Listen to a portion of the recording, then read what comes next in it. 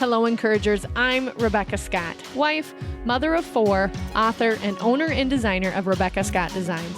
I'm here to encourage you, to make you feel that I can do this spirit each and every day of our awesome journeys to fulfill our many important roles.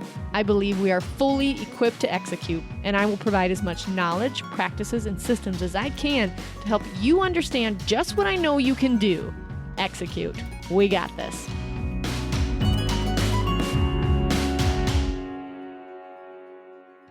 Hello, encouragers. Thanks for tuning in today. I've got an exciting couple of guests, which, by the way, this is like getting celebrities, okay? And I just sent an email after I was prompted on a few different things, whether I was reading my Bible, then a devotional, then tuned into Instagram, of course, in that order, right? And I saw a post, and I thought, oh my gosh, they would be great to have on the podcast. So today on the podcast, I have Adam and Becky Weber, who are from Sioux Falls, and Adam is the pastor for Embrace Methodist Church in Sioux Falls, one of our, maybe it's the largest. I'm sure Adam can update us, and maybe that's not important, but they're bigwigs here in the Midwest, and not in a legalistic way or a powerful way, but in a very humbled, influential way that is really important to what we need to hear today. And I love these two. I read Adam's book a couple, maybe it was 3 years ago, maybe it was just 2 years ago. I think it was just 2 years ago. And I laughed so hard. I was at an art show with my sister, and she was like, could you keep it down over there? I'm like, no, it is so funny. I'm going to read out loud for you. So I did. And we laughed together. And the name of your book, Adam, is How to Pray, correct? Talking with God, what to say when you don't know how to pray. Yes. Okay. Yeah. Okay. Thank you. I should have led this intro a little bit better so you could hear Adam's voice before I did all this. But I just had to tell you that these guys just have the most humble approach to faith and to parenting and to marriage in a non-legalistic way. And it's just really refreshing. So Adam and Becky, will you tell us a little bit about who you are and your family? Yeah, I'm Becky. We have 4 kids, age ranges from like 12 to 5. And I currently stay at home with our 4 kids. And I actually love it because I'm not an 8 to 5 job type person. But on the side, I kind of like to write and blog and just to kind of encourage other women and just anyone else with just any thoughts I have. So I highly encourage you to follow Becky on Instagram. What is it called? Handle on Instagram? It is, I think it's handle, at Beck Weber, BECWEBER. Very encouraging, encouragers. Okay, sorry, I interrupted. Go ahead, Adam. No, I'm the other half. I'm Adam. We're both kind of I'm originally always from South Dakota. Becky's kind of spent some time in North Dakota and South Dakota as well. Went to Augie in town here for business and marketing. Never had a desire really to be a pastor because I came to Christ later on in high school and just thought I'd always try to make a difference for the Lord out in the workplace. And God had other plans, ended up filling in for a pastor the summer before my senior year of college, who was actually Becky's dad. That's how we met. And, cool. And then went to seminary in Kentucky. We got married. Went to seminary in Kentucky and never thought we'd come back to the Dakotas, mainly because of the weather. And God had other plans again. So we ended up coming back in 2007 and we started the church then. And so it's kind of just been a crazy ride, but a ride. I always say, even in the hard times, God's plan is so much better than ours. Yes, it is. Okay, so I brought these two on encouragers because, like I said, they have a very humble approach and non-legalistic way of looking at Christianity and just being just being very real with God. And I want to encourage you guys to rethink in this day and age when we have access to our cell phones whenever we want, access to everybody's blog, everybody's Instagram account, everybody's Facebook, and we can always compare ourselves. We get caught in a trap. And it's an overused term of comparison, the word comparison, but it is a trap. And even as a leader myself and as a Christian myself, I end up thinking, gosh, I'm feeling like I'm competing. And so I thought that, Adam, if you could shine some light onto some of our fears around identifying too much with our handle, our Instagram handle, or identifying with our Facebook and how many likes we have on the perfect pose that we had of our kid, minus the 50 that went wrong. Can you shine some light onto what God tells us about comparison and competitiveness? Yeah, well, I'm definitely speaking from a place of being a work in progress myself. We did this way before Instagram of just comparing our lives to other people, and now it's just been magnified. And I'll even confess that I struggle with this as a pastor. The one area you think you wouldn't struggle with comparison is being a pastor, right? Like it's so holy and whatever. And yet, honestly, for me, I struggle with it as a pastor. I struggle with it as a parent, as a spouse, as just a human being. And the word is quick to talk about comparison, and basically it's stealing our joy. And it's really, really hard to have much joy when you're comparing yourself to another person. And I would even go further. It doesn't just steal your joy, it steals your peace. It steals the fruits of the Spirit right out of your life, because you're wishing and hoping and wanting what another person has, and instead of being grateful for what you do have and really giving thanks for today and the life that God has given you. And again, it's something that I battle with in my own life, and so it's definitely not immune to it as a pastor. And again, yet it's been here way before Instagram. Now we just magnified it.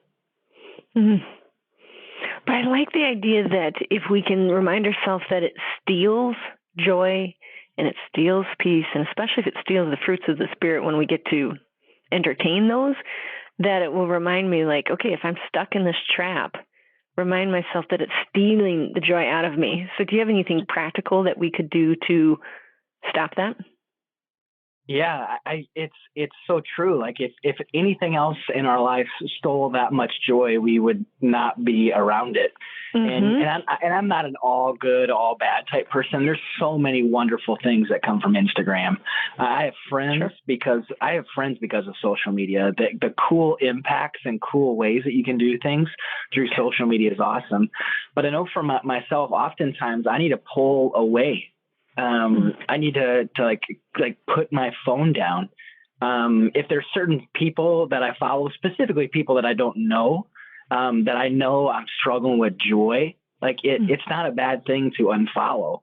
Again, particularly if I don't know the person, if every time I look at their stuff, I find myself jealous or just comparing, it's like, why am I doing this to myself? And so I think just pulling away from it, even taking a break, like for a month of just, hey, I'm going to set this aside for a month and just get to a healthy place. And maybe I'll realize that I don't need to spend as much time on it. I think just putting our phone down and having places that we put our phone down. I know even for Beck and I'm grateful for the times that she tells me to put my phone away, of just like, hey, your kids are actually trying to talk to you right now. And so I think just even encouraging one another, whether it's your spouse or a friend, hey, I just don't think this is a really positive thing for you. You might want to put it away. Wow. Yeah, it's so easy. I tell them, don't be a cell phone wearer. Don't put it on you. You have to like set it on the desk. Even if you're just not wearing your phone, what a big difference that'll make for your children and for your life. Like, 'cause you have to go find it and pick it up and dig into it. But what would happen if you didn't wear your cell phone? Yeah, and I just even think if there's a certain area that you particularly struggle in, like I'm kind of curious about different things. So I can go and even like drive through a car lot and it doesn't bother me. But if there's something that I know bothers me, that I'm like, when I see it, I want it. It's like, don't go to the mall if you know you're constantly wanting more and you're finding your worth in it. And maybe that's the same way with Instagram or Facebook. It's like, gosh, I'm jealous, like, in this one area, and I can't control myself. And it may seem really, really shallow, but I don't want to see another person go on a really cool trip that I wish I could go on.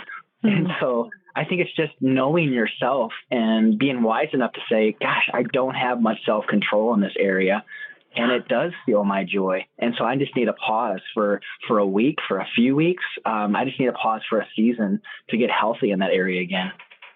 Oh gosh, yes, a good fast will always clear stuff up and focus on what you're grateful for. That's so true.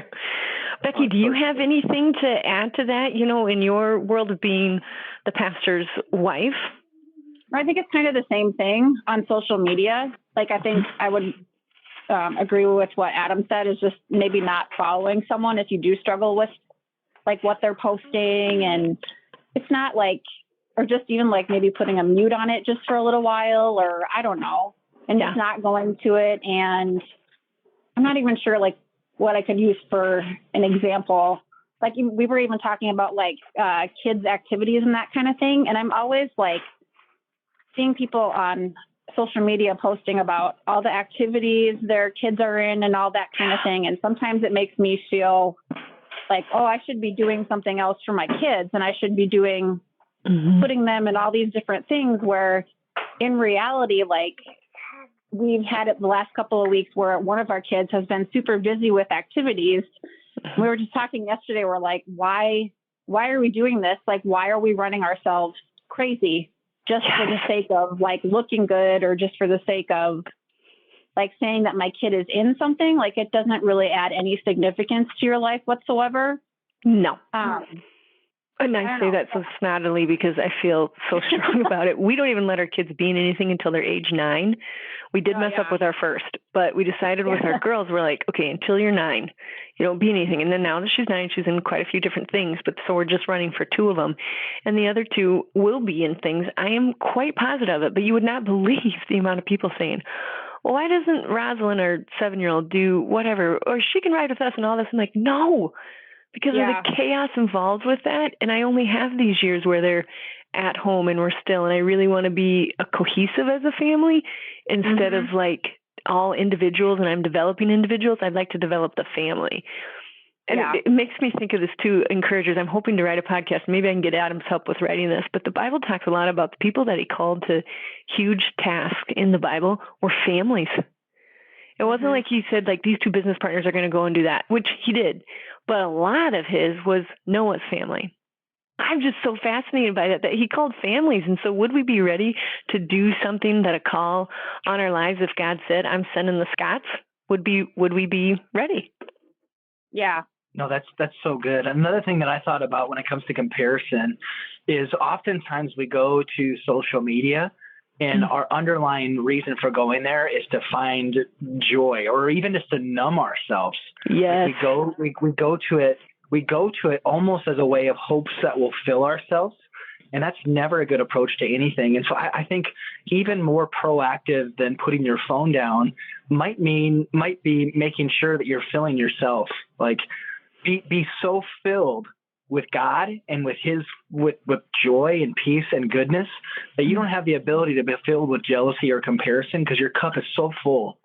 And because you can't unplug from all of reality. Like we can put our phone down, but we need to go to the grocery store where we might see a friend who's got a cute clothes that we wish we had. Like we have to go to certain places where we might run into our friend that's got a beautiful SUV that we wish we had. So it's impossible to completely disconnect.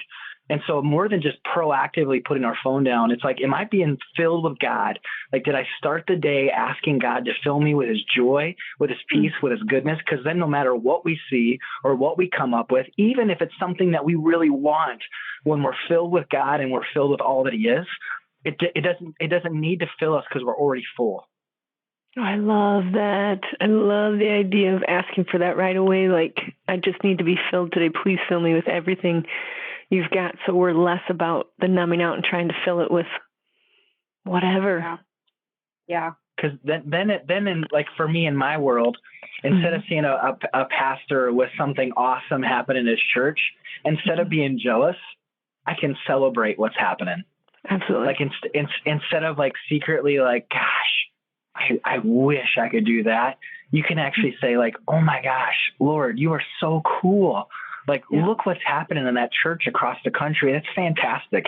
And the same is true, whether it's parenting or someone gets a new toy in their life, or someone gets to go on a trip with their spouse. Instead of secretly being jealous, you can celebrate, man, they got to get away for each other to celebrate their anniversary. That's so cool. And the same picture, instead of tripping you up, ends up causing joy in a moment to thank God. Yeah. And I think too, like if I could say that, like the energy of being joyful for someone is way easier than the energy that the negativity and the disappointment and stuff will be. So if your immediate thought is, gosh, dang it, we still have not gone on our trip or whatever, say that for that second and then say, wait a minute, that is so cool. These guys have had one of those years. They totally deserve it. If you can be in that moment and offer that up, it'll just be so much more positive. It'll actually give you energy back when you allow yourself to be grateful for other people. Oh, that's so true. Mm-hmm. And it and your initial thought may not be that, but if you can just put a little sticky note that says joy and gratitude, so that every time you go down that path, you think, wait, is this joyful or am I showing gratitude? Okay, then moving on. I got to keep my cup full of the good things. That's perfect. That's exactly right. Sometimes it's the simplest things that make the greatest difference, of just pausing just for that 2 seconds, and really catching yourself. I don't want to be this person. I don't want to be jealous. Jealous is ugly. I don't want to be bitter. Bitter is really ugly. Instead, I want to be joyful. I want to be filled with peace. I want to celebrate the victories, big or small, that other people are walking through. Absolutely. I wanted to ask, because this is one of the things that prompted me to get a hold of Adam and Becky here when I was listening to a podcast, and then when I was also scrolling Instagram. Becky had posted about a really cool trip that she got to take overseas, and I'll let you tell us where you went, Becky. Sure. And the summary of is your paragraph really challenged me to go, oh my gosh, am I identifying too much with my children? Not necessarily as Rebecca of Rebecca Sky Designs or Rebecca of the Encourager, but like, am I trying to live through my kids? Can you tell us a little bit about the trip and what prompted you to post? And I can't even remember where you were standing, but you tell us. Yeah. Well, we got to go on a trip this summer. It was a cruise, of the Mediterranean and the Adriatic. And so I think we were in Rome, and it was, we went on a 10-day trip. And so as a stay-at-home mom, I was excited about the trip, but at the same time too, I have a really hard time leaving my kids. And so I was just dreading it. And I don't know why, because I'm able to go on this trip and have a really good time and go a place where probably not very many people have been before. And so I think when we got over to Rome, or I think even on the plane ride over there, I'm just Lord, I've been with my kids so much that my identity is coming from them, and what I do for them, and literally, like you said, living through them, and the fact that even being separated from them was ripping me apart. And I know I should miss them, but at the same time too, they cannot be what I live for. They cannot be the only part of me. At some point they are going to leave, and what am I going to have after that? So I'm just Lord, who am I living for? Who am I? I don't know. And I just, it was just a good reminder for me that my identity is in Jesus, and the fact that everything else is temporary, everything else but him will not satisfy me. And for as many things as I've tried to find to satisfy me, they've always come up short. And Jesus is quick to remind me that he is the one that satisfies me, that gives me my identity. And it got to a place where when I realized this, I was able to enjoy myself on our trip. Oh, good. I missed our kids, but at the same time, I needed some space. I needed a time to kind of just be able to get away, relax. And even any moms out there, like, I would encourage you, like, do not be afraid to leave your kids overnight. Like, do not be afraid to go out on a date night. Like, your kids will survive. They'll survive like 2 hours. They'll survive a couple days, a week. Like, you need to give yourself that space, because for your own sanity, and just kind of remember, like, yeah, in our in our marriage too. Like it was just good for our marriage just to be alone together for a while. Yeah. Oh, I'm sure. Just to spend that time together too was just refreshing for us, because in a daily grind, I feel like we forget that we were married first before we even had kids. So it's like, just to have that and be reminded of it, it was just, not only we got to go somewhere really cool, but we were just able to spend some good quality time together. I love it. I think it's so true. I'm laughing a little bit on the inside because, Becky, I think when I would find out about the trip, I would be a hot mess. I'd be like, yes, sayonara, later. And then within 10 minutes, I'd probably be bawling because it would take me 2 hours to write the itinerary for where everybody's going. And then I'd be like, no, later. And then I would waffle again. I'd be like, I miss them. I need to be with them. I know. And that's the hard part too, is like, it's finding people to watch them. And I mean, it's a lot of work. Like sometimes it's going to be a lot of work to find somebody to watch your kids, but like, you just need to get away I needed to get away for my sanity, just to be able to, I don't know, just think and clear my head and work on our relationship and identify outside of motherhood. Yeah. Like exactly. It's a huge role. We can't deny that. It's an absolutely huge role. But at one point, I guess I should say the role doesn't end, but it definitely becomes less when they start leaving the house. And I don't want to be hollowed out. Yeah. Especially because I'm raising a bunch of kids, but a lot of them three of them are daughters. And I'm like, I want them to know that there was more to mom than mom life. Yeah, totally. Yeah. And we can't do that when we're just in the thick of it and just continue to just run ourselves ragged, meeting all the needs that the world tells us we need to meet. We have got to fill ourselves up and maybe do the awesome thing and go on a trip for 10 days, or even if it's 4 days, or even if it's 2 days to Watertown, South Dakota. I don't care. Get away. Identify outside of your roles. Yes, totally. Like it's just needed. And especially like, I don't know, like I just don't think you're going to be a good mom if you don't have that time away. And even just for I definitely know Adam would agree with this too. Like, I just feel like for the sake of your kids, just being able to work on your relationship so they have like just a safe and stable home to come home to. It's just such an important thing. I think that gets it's not done a whole lot of now, it seems like. And it's and it's so important for them to see you like what mom likes and what dad likes outside of like what the family likes. They're like, you used to do that, Dad? You know, like when you can recall stories or whatever. And you're like, yeah, I really did like fishing or whatever. It's like, I didn't know that. And they wouldn't know that if you didn't start telling them the things that you did together when you were first married, or the things that you think are funny together. It was even cool for me, like, to see her really disconnect for those days. And I saw the intentional change from her going from grieving. Like on the plane ride over there, I could tell she was really, really, really struggling. And then like 24 hours into the trip is when she really began just to enjoy it. And I kept waiting for her to like hit day 3 and want to go home or whatever. And it was so life-giving for her. Like, even for me to see her choosing me was really, really powerful. And I always say the greatest gift we can give our kids is a mom and dad that love each other. Yes. And we would do anything for our kids. I mean, just think about the stupid money we spend on Christmas and on getting them to events because we want them just to succeed and have a great life and all this kind of thing. They'll never say this. Our kids won't say this. They're not adults. That's why. Mom and dad love each other. That's what I want.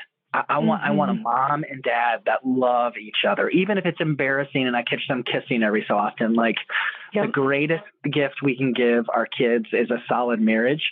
And so it was just so cool for me to see that in her, and it meant a lot to me, even more than I probably would have voiced. And for each person, that thing is different. Maybe for some men as well, especially for a stay-at-home dad type situation, it might be the kids. For me, it's my job. I missed my kids, but I was like, see you later, like, we're headed overseas. But for me, a harder thing to relinquish, I feel like I'm at a better place at it now, is my job. And like, I can't leave my job. Like, you know, it's like, how can I do this? Like, I almost say the same things about my job that a parent would say about their kids. Like, they're not going to survive without me though. And like, and they're going to die. Like, the job might die. No, the job is going to be just fine. Like, and so I think for each of us, it looks so different, but it's so important to really realize that at some point your kids are going to move on. At some point you're going to retire. You're going to switch jobs. Your kid's going to get married to somebody else. And so like, I think it's really important to realize those things. Absolutely. Oh, I love that. Okay, encouragers. I know. Somebody get together a big plane and we'll all do exactly what Adam and Becky got to do. We'll just head overseas to a 10-day trip over there. I think too, I love that you said Becky took about, at 3 days you thought she would, want to go back home. I think I would have to go for 10 days just because my personality for me to finally relax. Like, I feel like, okay. We've got an agenda, and we're going to do this, we're going to do this, and we're going to do this, and we're going to do this. And then I would finally be like, okay. Yeah. Well, just to be even more honest, so the trip, it was a ministry that brought us there. There's a ministry organization that will reach out to pastors and say, hey, we'd love for you to come on this cruise so you can hear more about our ministry. So the trip, all we had to pay for was to get there. So really? Everything else was covered. Even still, I'm like, I wonder if Beck will want to go. Like, I just didn't know if she'd want to go. And even for myself, I didn't know if I'd want to be gone for that long. So here we have this amazing opportunity. We've never gone on any real trip by ourselves since having kids ever. Sure. And yet, I think I caught her on a good day because I think the kids were driving her crazy or something like that. And she's like, sign up immediately. Let's go. And so pack my bags. Like, I'm ready to go. And I just think it, just like you said, whether it's a trip across the ocean because you have this cool opportunity or it's getting to Watertown, South Dakota, I think just it's so critical to do that, to step away. I love it. So I'm kind of catching on, you guys, encouragers, that this has really been about how to identify outside of our roles and whose we really are, and also how to step away from things, whether it means stepping away from social media or it means stepping away from our homes and going on a trip, but just making sure that we're keeping our tanks full of joy and we're identifying with the right things. What a great way to end Series 10. I love it. Thanks you guys so much for sharing with us. Adam and Becky, how do our encouragers follow you guys on social media when we do need to get our cups filled? Oh, gosh, you can find us. I think both of us are active on Instagram, probably the most. I'm Adam A. Weber, and then Beck is just Beck Weber. And so we'd just be grateful to connect with anybody. And Becca, just thanks for being the person that you are too, and just being such a light. Anytime I cross paths with you or we cross paths with you, it's always just a joy. We leave smiling, but our cheeks hurting from laughing because you usually have something wonderful to say. Oh, thank you. Thank you. Also, Adam, what is your guys' podcast and where can we get your book? The podcast is called The Conversation with Adam Weber. You can find that on Spotify or iTunes. And then my current book is Talking with God, and you can find that on Amazon, Target.com, Walmart.com, pretty much anywhere books are sold. Secretly, I just stole your idea, and I'm now going to say my current book is, when I've only written one, but I plan on writing a second one, so that's what I'm going to start saying. I'll be like, well, Adam said it, even though I know you write all the time. I don't get that luxury yet, but I'm going to start saying, my current book. That's perfect. I'm in the process, and the next 2 days, I need to send in my second book. And so oh my gosh, great. I'm like, oh my gosh, it's been a labor of love. Yes, it's like having another baby, isn't it? That's I don't know. I should say that's not exactly how it feels, but it definitely does. I'll never walk into a bookstore the same way. It's like all the pain and suffering all these people went through to write a book. Oh my gosh. It's like I did 4 a.m. mornings because I knew I just had to fit it in. So I just did 4 a.m. mornings for 6 weeks. Yeah, crazy. Yeah, I might as well have been up nursing a baby. I'm like, we should just have a baby during the season. My husband's like, wait, I don't think you're doing the math here right, honey. It's like, oh, okay. Yeah. Okay, well, awesome. We are looking forward then to seeing what your next book is about, and we will stay tuned. Encouragers, we will put all of this in the show notes. So if you'd like to follow Becky and Adam, we will put that in the show notes here. Thanks again, you guys. And if dare I say, Merry Christmas, Encouragers. Until next time, we got this. Hey, Encouragers! If you're feeling overwhelmed, if you've had the scene where you're crying because there's no way you can meet all the roles in your life, I've been there. I've so been there, but I'm not there anymore. And I know how you can get out of that slump and start executing on all the things that God has equipped you to do. You can pick up my book at equippedtoexecute.com, also on my website at shoprSD.com, and it's also available on Amazon. Thank you for tuning in, Encouragers. Remember to subscribe so it's automatically on your phone, and please rate and review me. We got this, Encouragers.